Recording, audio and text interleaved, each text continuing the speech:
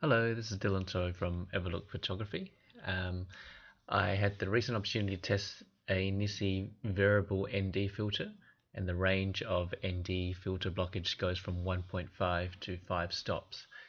Just a little preface on my previous experiences with variable ND filters is that it's not been a good story.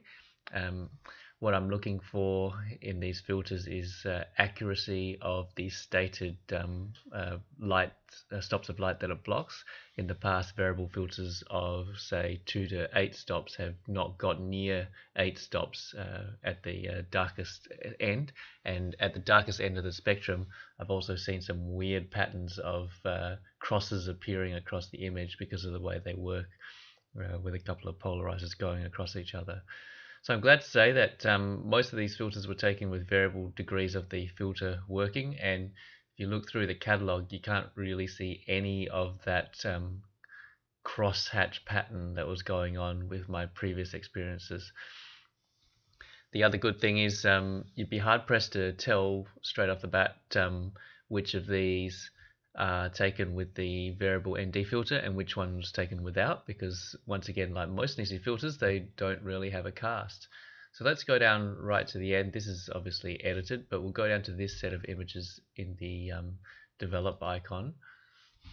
So these are straight out raw files. They have not been edited at all.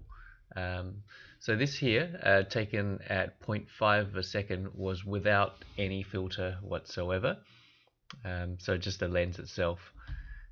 This here was taken at 1 second, so one stop, I guess one stop brighter, but with the ND filter on. So as you can see, the advertised 1.5 stop minimum filter blockage is about right, because if we go to develop and go to bump the exposure up by 0.5 and then compare the two, you can see that it's pretty much right.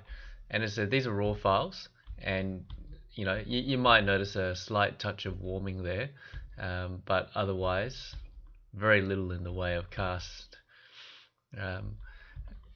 Next, I pushed the filter up by approximately one stop at a time until I got to 5 stops. So if you calculate at 0.5 a second for no filter on, then in theory 5 stops should take you out to 1, 2, 4, 8, 16 seconds. So unfortunately I don't have 16 seconds, but I do have 15 seconds on my on the camera settings. So this here is 1 second at 1 stop, 2 seconds at 2 stops, 4 seconds, 3 stops, 8 seconds, 4 stops, and 15 seconds. So, alright, so if we compare the shot